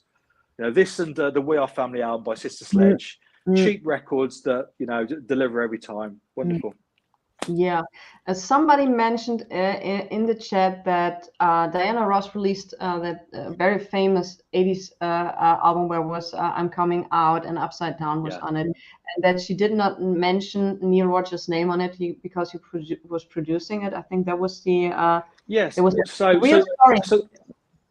So yeah, the Dinah album came out in 1980, didn't it? So that's produced by Nile Rodgers and Bernard Edwards. At which point, disco was already on the way down. So Diana Ross got cold feet, and the record company as well, Motown. So she made the album with Nile Rodgers and Bernard Edwards, and then basically the label and Diana Ross took it away from Nile Rodgers and they remixed it, and they slowed some of the songs down slightly so it wasn't as disco. And obviously it was a massive hit. Obviously it was wonderful, you know, stuff like Upside Down, I'm Coming Out. And obviously I suppose it was a disco hit at a time when disco, I say, was on the way out. Basically that whole disco sucks thing had already kicked in. But it's a brilliant record. I mean, she made some good disco records in the 70s. The Boss album is another classic. Love Hangover. I mean, that's another song that never gets old. Love Hangover. I saw her early in the year. Actually, she played over here in the UK. She played Glastonbury, so she did a tour around the UK. And I'd never seen her before. I mean, I think she's 78 now. Yeah. But I mean, she had a great band with her. She just turned up and played all the hits, everything you'd want to hear. So yeah, a really good night. But yeah, she never had the strongest voice. But I think out of all of those classic soul singers from the 60s, she probably had the best disco career. You know, she was able to move with the times, and she always surrounded herself with the best people as well, Diana Ross. As I was talking about Ashford and Simpson there on the early 70s records. But I say, by the time we got to the late 70s, 1980s, she's working with Nile Rodgers and Bernard Edwards, who obviously had all those hits with Sister Sledge and Chic as well. So yeah, she always worked with the best people. Yeah. The original mix is available. There was a special edition of that album where you can have the original mix, the never released mix, and the mix that came out. Yeah, that's so right. For those who are interested in. Yeah. All right. So always, I think we'll be finishing the stream at around 2 hours around that time, because John was talking so much the first hour. You couldn't shut me up for the first hour, could you? Yeah. No, it's interesting. Just looking at some of the comments there, you know, Rob Walker just mentioned that Like a Virgin was the Madonna album was produced by Nile Rodgers. I mean, Nile Rodgers produced so many great records. I mean, if you see Chic play live now, he basically plays an hour and a half's worth of music, and he doesn't play any song that sold less than 1 million copies. So you know, it's Like a Virgin, it's Let's Dance by David Bowie, it's Notorious by Duran Duran, Spacer, Sheila B. Devotion. It's tune after tune. It's a great amazing producer. I mean, yeah, wow, it's he's amazing. Yeah. And when it comes to guitarists as well, I mean, what a guitarist! I mean, you know, he's not flashy in any way. There's no big solos, but you've got that, you know, that sort of rhythmic style which propels the songs forward, just makes you want to dance. It's a real talent. Yeah, really is. John, do you know what I think is so fascinating? You are also, I saw one of your latest videos where you proudly showed some reggae singles. Yeah, so yeah, I love reggae. So where I am here in the UK, you know, this area of Birmingham, it's got quite a strong history with reggae. We've got there's a large West Indian community here, and that always has been throughout the sort of 60s and 70s. And going back to that period, we had a lot of reggae labels in Birmingham. We had a lot of reggae shops. So I do find a lot of reggae records here. And I absolutely love the music. I really do love the music, you know. So anything I can find like that, I do tend to pick up. So because reggae does nothing to me. Oh, it's interesting, yeah. Perhaps Nadine, you haven't heard the right reggae songs. I'm not a huge fan either of reggae. No. I like the classics. I mean, the huge hits, but that's it. Yeah. I think what it is, I like anything with a bit of soul in it. I don't like all reggae, but you know, some of the vocalists, the vocal style is so soulful. And I don't think you can get away from that, and that's what sort of drew me into the genre. So yeah, but I do buy a lot of reggae. Yeah. Well, that was interesting. So, but I also like the needle drops you're doing. There's always something new I learn when I watch your videos. So I will put also John's link in the description. So if he's announcing a video, you might consider waiting another hour before it really gets. Yeah, no, I should perhaps apologize again, Nadine, shouldn't I? No, don't do that. Don't do it. I'll put the link in the description. It's funny because the reason why I put the needle drops in is purely because I think a lot of the times you show records that people won't know. So therefore, at least there's a point of reference. You know, it might not be, I might not put a clip in for every song or every record that I show. But at least that way, I think it's a lot easier for people to understand what you're talking about if you can provide some sort of example. Otherwise, my videos aren't very long. They might only be 5 or 10 minutes, but nobody wants to be watching a video for 10 minutes of somebody talking about something you've got no idea what they're talking about, you know? So at least by chucking a couple of clips in, then if it is a little bit more obscure, then there's a point of reference there, you know? Yes. So what's your favorite reggae album? I don't know. There's too many. Actually, I mean, I like some of the obvious stuff. So obviously, you know UB40. They're from Birmingham, where I am. Their first two albums are brilliant reggae records. Obviously, UK reggae, not Jamaican reggae. So if worth listening to. But I think they're really good hard hitting albums. Yeah, excellent stuff. So Norman Maslow is also watching this. I can't believe it. Hello, Mazzy. Thanks for watching. Hope you enjoyed it so far. It's a pleasure having you here. How to do needle drops without getting a flag? I do get a flag on some needle drops, so I end up cutting them out. So quite often I'll put a video together, put the needle drops in, upload the video, and get it blocked, and then have to take the clip out. But I think it's worth it. It's a bit of hassle, but it's worth it, you know. Yeah, I was just looking at Mazzy's comment. Yes, Birmingham is definitely on a different time zone, Mazzy. Yeah. Yeah, but I'm having to say I do try to put in snippets of the tracks when I do my videos. Yeah. And I've read somewhere if the clips are less than 15 seconds, YouTube is not having a problem with it. But it has maybe YouTube is having a problem with me because I get constantly messages that I have to remove the song. So I'm like, trimming it down to 10 seconds, and then I have to totally remove it and replace it with another track. And so, yeah, no, it's sometimes it's quite strange the tracks which are blocked, you know, the tracks that you wouldn't expect. But yeah, I just keep going and whacking them in and see what happens. So, what's the what's the latest record you guys bought? Oh my God. What is the latest record I bought? I guess it was the hold that thought. I will. If it doesn't take an hour.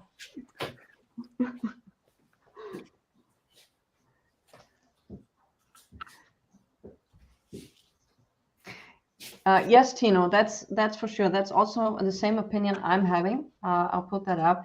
Even if you're showing a short snippet, but what there's no thing we can do about it. The latest album by Jimmy Jam and Terry Lewis. They released an album not long ago, a few months ago. It's very good. It's very good. You have collaborations with Mary J. Blige, Boys II Men, Mariah Carey, Babyface, Toni Braxton, Heather Headley, Charlie Wilson, Usher. It's a beautiful album here. Right. I didn't know that came out. I'll have to check that out. Yeah. Jam and Lewis Volume 1. So it's a great album. So you must be a big fan of all of those 80s productions then. I do. Yeah. I do. 80s, 90s, yeah. And no, I think my favorite of theirs would be Hearsay, Alexander O'Neill. Oh yeah. Yes. I love that record. Yeah, brilliant record. Yeah. Who was that singer, Major or something, who did Trapped, which was a huge hit? Oh, Colonel Abraham. Major Colonel, yeah. Yeah. That was also that's right. Yeah, it's a brilliant song. Yeah, that's that same sort of period. But Jam and Lewis, obviously all the Janet Jackson stuff as well, you know, Rhythm Nation and that. But obviously I like them because they're in the time, the Prince project. Yes. So that's that's the link that draws me in. The Minneapolis sound. I mean, that's right. Yeah. Yeah. Totally. You can't beat it. I can tell you the next record I'm gonna buy. I haven't bought it yet, which is because I've been listening to it on my phone this week when I've been out and about. Is the Danger Mouse and Black Thought album at the Roots. Oh yes, Black Thought. Yeah. It's brilliant. It's proper old school hip hop. It sounds like it's from 1992 or something. It's full of old school soul samples. It's a brilliant record, but I haven't picked it up as yet, so that'll probably be my next purchase, I'd say. All right. Yeah. What about yourself, Nadine? What's the last thing you picked up? I just today got a package. I even did a little live unboxing when I was in Rachel's show. The Temptations with Cloud9. Yeah. So I was missing this, and I got it tremendously cheap. And also, once again, I was so shocked because these things sold like crazy in different countries, and they're getting so expensive. Yeah. It's just hilarious. It's hilarious. You want in the Netherlands pressing 30 euro, and I'm like, what the is going on? So I was happy to get that for $10. It looks good, but it's just pricing and vinyl is just, I can't believe it. How it, I mean, I was in the UK, I was visiting Soul Brother Records. Right, okay. Yeah, great shop. Great shop. Unfortunately, I bought 2 records which had damages on one record on side 1, on the other on side 2. I hadn't had the time to, you know, I was seeing ABBA at that weekend and I was in a rush. But anyway, great shop. And price-wise, it's just going through the roof. Yeah. I mean, everywhere Well, in Germany, it's like it's going crazy. I always make that sure in each and every record, so you find a record of Rock Your Baby of the album. And there was about 20 years ago a $3 to $5 pound record. Nowadays it costs between 15 to 20 euro. This was, you know, in the trash bins for years, and now this is just, it's like hilarious. I just don't get that. I guess it's a worldwide problem. It is, isn't it? We are experiencing the same thing here in Canada. It's the same thing. It's ridiculous. It's just ridiculous. I mean, records that you used to find in dollar bins, now there are like $15-20 used. I mean, No, I think the problem you had there, Nadine, was you're buying records in London, which, you know, you're always going to be paying a premium if you're buying in the UK. If you're buying things in London, that's the problem. I spent a weekend in London, and my credit card was slightly a little. And I wasn't doing anything expensive. No, the only expensive thing I did, I was in Hard Rock Cafe, and I drank a coffee at Harrods. Right. And I had to have a breathing bag after I saw the invoice of the coffee, which was bitter as hell, where I thought they squeezed out the little bitter taste of the coffee bean as much as possible. So there was just 2 things I did, and my credit card was like this. I'm afraid to look at my bank account. It was 2 days. I don't know how you survive in the UK. Really, it's groceries and everything is not so expensive in Germany as it's in the UK. I was like, how is that possible? So whereabouts are you in Germany there, Nadine? In Cologne. Right, and do you have many record shops where you are? Yeah, we have quite a few record shops, actually. All in Germany, there's quite a few. Are you able to pick up much soul music where you are? Or is it harder to find sort of classic soul and disco? You find the common stuff. You find the common stuff, but like this Cloud9, no way to find it in a record shop. No way. Right. Okay. I love that period of the Temptations, the whole Norman Whitfield productions. So so when they get psychedelic, that psychedelic soul sound, those are brilliant records. But that is a record that's getting harder to get hold of. Particularly, it looks like a really clean copy you've got there as well. So particularly in decent condition. As Mazzy was just saying there, most of these records were played to death back in the day. Yeah, that's it. I just noticed that the Digital Gramophone just asked a question about the band Salt. Oh my God! Is that your favorite at the moment? One of my favorite, one of my favorite bands. I don't have the latest one though. I don't have it on vinyl yet, but I have all the others. Oh my God, they're good. They're so good. I just found I bought the first 2, but they released music so quickly. It's almost like the records are coming out too fast because I didn't get time to absorb the ones I'd already bought. You know, I suppose it's the whole problem. It's the same thing with Prince. That was what he was doing in the 90s. But certainly with Salt, that's what I found. The records were coming out too fast, basically for me. So I've only got the other. I've only got the first 2. I need to pick up the others. When we were in this lockdown period for 2 years, you know, there were hardly any stuff coming out, and what came out was sold out in 5 minutes, and got a tremendously high price for the secondary market. Now everybody's kind of printing stuff, and you are now like, okay, this came out 2 days later, another thing came out, and you're like, how I'm going to pay this? And I missed stuff. And if you want to buy that record, you have to pay the triple price for it on the secondary market. Yeah. That's Yeah. I try and avoid that. If I miss a record, I tend to wait. I tend to wait then just to see if I can find it. And if I don't jump on the secondary market straight away and pay that far over the odds. I'd rather sit it out and just see if I get lucky at some point. You know. Yeah. So. Yeah, absolutely. I started to do that as well. When I'm in a record shop and I've seen stuff for 10 or 12 euros, saying, "Oh, I don't have that in my collection. I'm missing it," but I'm not buying it anymore. I'm just, I'm just waiting, because at some point this whole thing must go down. Yeah. That happens every time. So it must go down at some point, and I really do hope that, because I get so many mails from young collectors who are getting into it and say, "I love the music. I would love to have it on vinyl, but I can't afford it."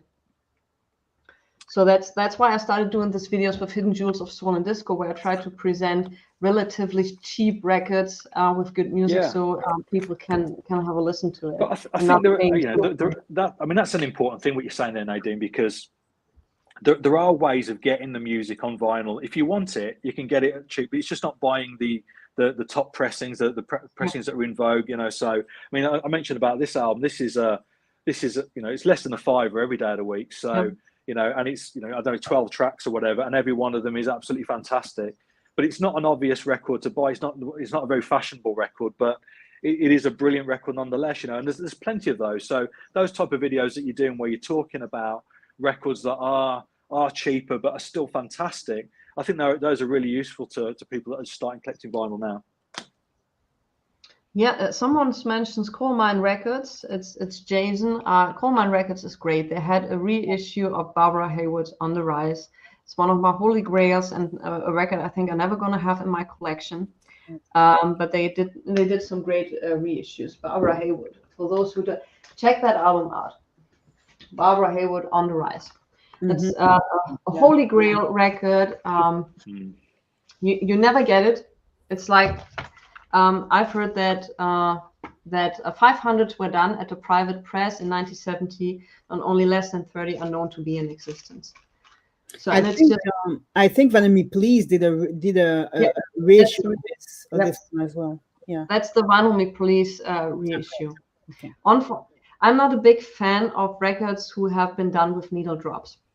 But this has been done with needle drops, so they recorded digitally from an original recording, because the tapes were lost. But that's the best we can get, and I can.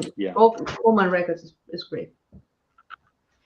I think the whole thing about buying, collecting records as well, it's not just a case of collecting records; it's a case of collecting records at the right price.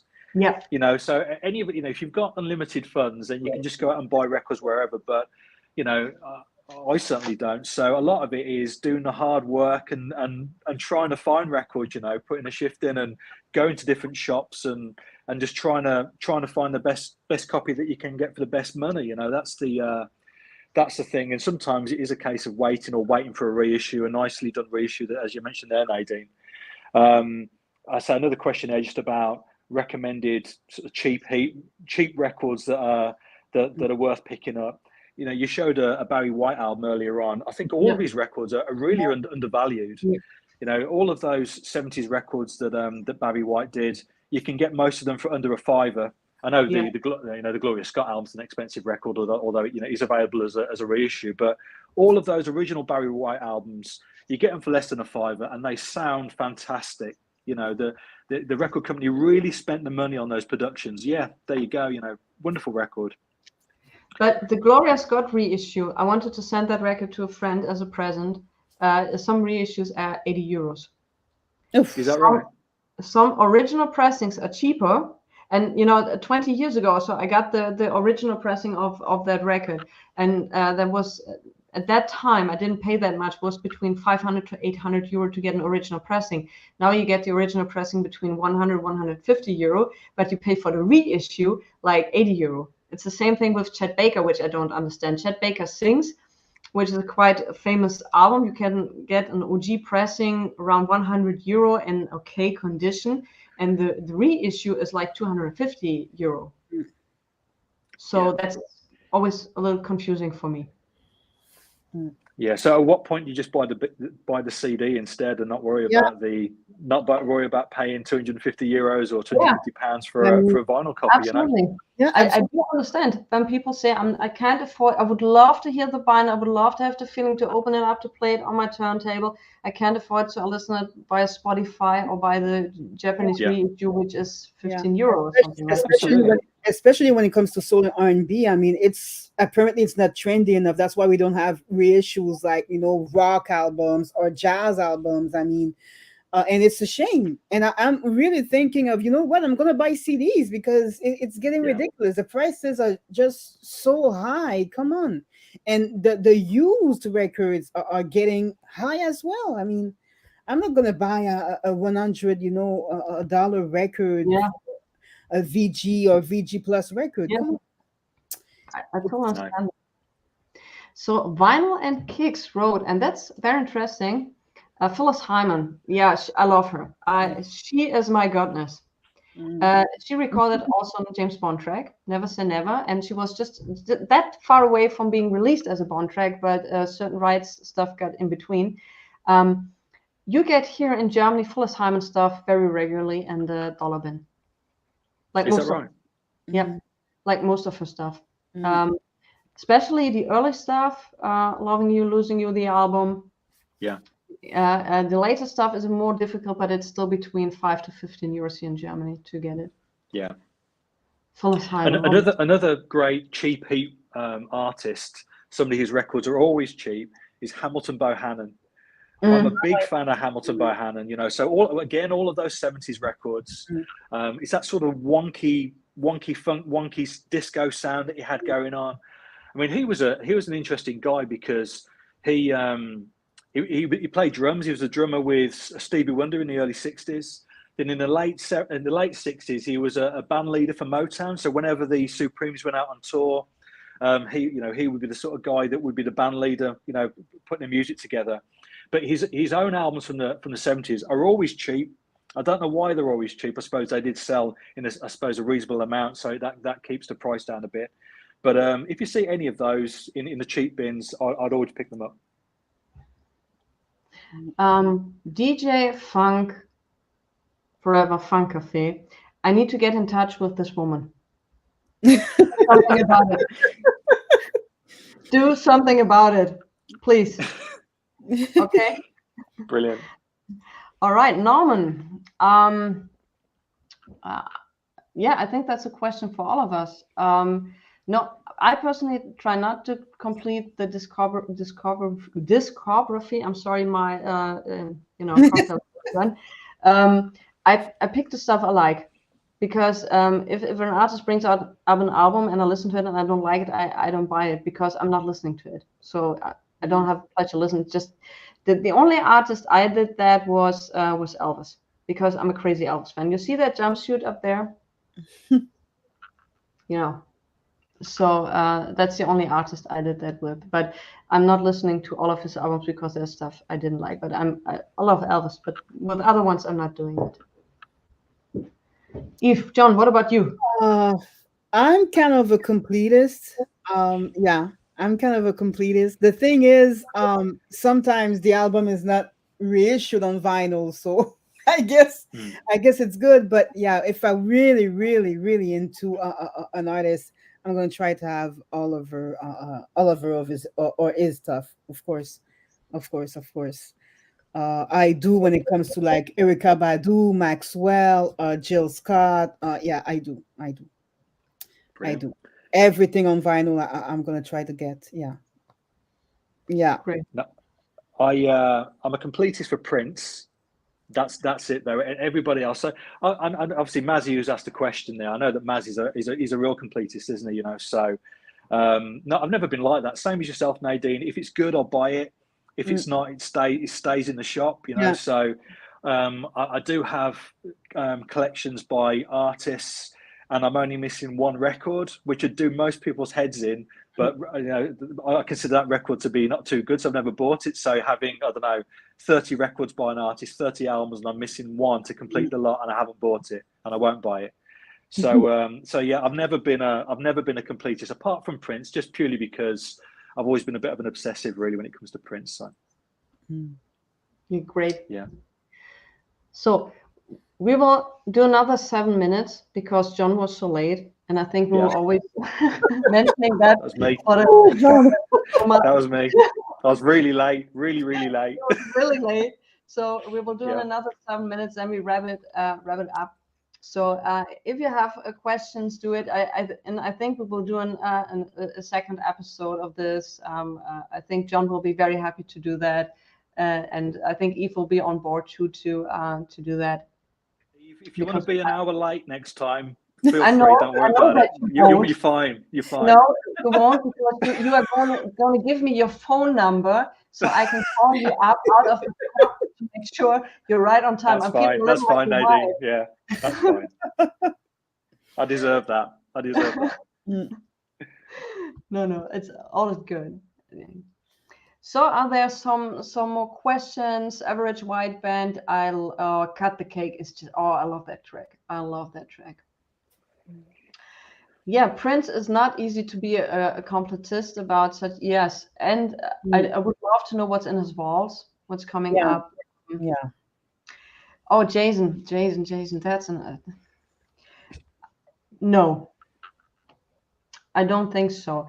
What I think on his last he tried to record There's a Fire Down Below. Moody Blue was, I think, the most disco stuff he was getting to.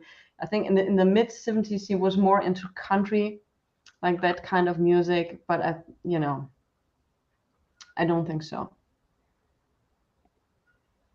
Yeah, there's just a question there from Dr. Winston O'Boogie. He's just asked me, because I'm in Birmingham, do I shop in a particular shop in Birmingham? It's called Psychotron Records. Yes, I do. Last time I went there, I bought 230 bootlegs off him. So Prince bootlegs. So I do shop in there, yeah.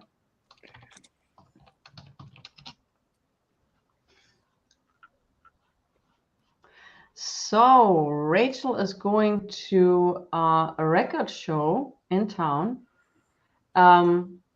So she is leaving. Thank you, Rachel. Thanks once again. You helped me out in my biggest need while John wasn't there. So I'm going to stop. I think you're going to hear it for a long time, John. That's quite all right. Don't worry about it. Don't worry about that. All right. Do you have some more questions? Yeah, Moody Blue. Little less conversation. Messi was a remixed version, and they took the version, not the original version he recorded in 1968. They took the version from the 68 comeback special to do that. Yeah. Rachel, you are my destiny. So thank you. This is all a big thanks to the guests who made that so much fun. Lolita Holloway, I love her. Lolita. We can't forget Lolita. Yeah. Oh my God, she has so many great songs. I love her. I have some albums from her. Lolita is just great. Me as well. She's good. She's amazing. Yeah, amazing. Lolita needs her own episode. We will be talking about. Maybe you can choose. I make a pool about what we're going to talk about next time. So is Lolita Holloway? Is she the most sampled female vocalist? I'm pretty sure I read somewhere that she's the most. Yeah, that she's been the woman that's been most sampled. I think so. Well, next to Jocelyn Brown. Next Right. to Jocelyn Brown. Right. So Lolita Holloway is one, and she died about 20 years or more so ago, or 30 years even, and she was she in an interview I read that she was in a record store in the UK signing some stuff, and there was a guy coming up with like 10 CDs, and they were all bootlegs, and there were some unflattering pictures of her on these CDs, and she said, I was actually crying because I didn't get anything of this. I was recorded and people made money out of this. So she was very, very bitter about this whole sampling situation. Well, she did get, obviously Right on Time was the big tune that sampled her vocal. And I think that was the number one over here. Yeah, but she had to fight in court. She did, but she got paid out in the end. She was recognized as being a vocalist and she got paid out. Yeah. That was great. It was great. What she did with, what was this guy's name? Who did Relight My Fire? Oh, Dan Hartman. Yeah, and he did also Love Sensation. I think he wrote or produced that, and that was Right. that was That's a so brilliant great. song, Love Sensation. Yeah. Oh, Oh my God. that's a great 12-inch. Brilliant. Yeah, I love that. It wasn't a hit back then, but it's a great song. I love Nina Simone, Messi. Me as well. Me as well. Love her. The thing is, she said it in a later interview before she died that she recorded songs who in those late 80s weren't having the same meaning as in the 60s, and that is something that she kind of regretted that she didn't do more mainstream, but she is as relevant and as important as ever. And she had, I mean, she was a very talented musician. Yes. Yes. She did an album in My Way. Her cover version of My Way is just brilliant. I love Nina Simone. Yeah. What else do we have? Let's see. Sample. Do you like 12-inch records? Well, I think John does. Yeah. Oh, absolutely. Yeah. So those big wide grooves, big fat bass sounds. Yeah. 12 inches sound great, don't they? Did you buy 12 inches yourself, or? You know, I'm not a big fan of 45s, and I'm not a big fan of 12-inch because I'm a very, when I'm listening records, I'm a very lazy person. So I don't want to get up on the record player every 2 to 3 minutes and change the side. But I have some 45s above up here, and I have a 12-inch single about a singer. It's the track is called "One Day You're Gonna Want Me Back," which was a dance floor classic. I got a test pressing or promo copy. I forgot the name of the singer, and that was because of my cocktail, which I had to drink so fast because John was an hour late. But that's the kind of, and I got the Soul 12-inch, but that's the only 12-inch I've got because I'm way too lazy for that. I do like them. I do like them, but they are not so. They are not super easy to find here in Canada. In Montreal, at least, they're not easy to find. And yeah, if I check on Discogs, they're pretty expensive as well, depending on the artist. They can be really very expensive because the version is sometimes different. I mean, Prince he has amazing 12-inch. I mean, long versions. I mean, remixes. I mean. Yeah, but they are not super easy to find here. Yeah, good. I do think for DJs, it's great to have these 12 inches to work around with and do stuff with. And I do appreciate the 12-inch. And I think Double Exposure was, I think, the first artist who had a 12-inch single back in the day. And that was pretty cool from South Soul doing so. Double Exposure is also great. We could do a whole episode about that as well. I'll perhaps pull out some 12 inches next time we do this, Nadine, and I'll just bring a couple with me. Yeah, sure. I'm dropping the hour joke. I had one in mind. I'm dropping it. That's quite all right. Don't worry about it. Just keep going. Keep going. No, next time I'm drinking less. Well, yes, if John and Eve are on board, absolutely. Of course. I'm going to do this again. You can be sure, but I need these two people because they're giving me so much great input. I enjoy that so much. You have no idea. Even if John took an hour to talk, but you know, no, that's the last time I'm mentioning it. Sorry, last time. But yes, we're gonna do it again. We're gonna do it again. Maybe next month if we find a date. Next month. Yeah, cool. Next month we're going to do it again. I'll make a little. Do it every few weeks. Thank you, Mazzy. Mazzy, very, very much appreciated. Mazzy, he is one of vinyl's community's backbones, and he's contributing so much to the vinyl community. Big shout out to Mazzy. Mazzy, we love you too. No, he's nothing but a charlatan, Mazzy. No, I don't buy that. What's your problem with Mazzy? Oh no, I don't have a problem with Mazzy, no, but Mazzy, yeah, maybe it's the woman point of view. I like Mazzy. He made such a brilliant. If you're interested in Dynaflex records from the 70s, who were super thin, he made such a great video out of it, where he bent that record very. It's great. He's great, and also his unboxing video of this very expensive Uber George Harrison box set was also brilliant. My only issue with Mazzy is that he keeps doing impressions of me in his videos. That's my issue. that's my issue with him. He takes the mickey out of the way I speak. So yeah. Yeah. Jesus Messi is Messi that. Don't get me started on Rob Walker. Oh no, Rob, you guys cleared that up this afternoon. We're not going into this. This is another topic. You guys need to fix it up. But let me say, I was also sad that the Queen died. On a very personal level, because you know, my mother is in her 80s as well, and the Queen, don't laugh at it, reminds me a lot of my mother. So when she died, it took also a little personal stuff of that. So okay, guys, one final question. If you're having one, we will be announcing. I had way too much to drink. We will be announcing the next live stream in a couple of weeks. Yeah, Aretha Franklin, what?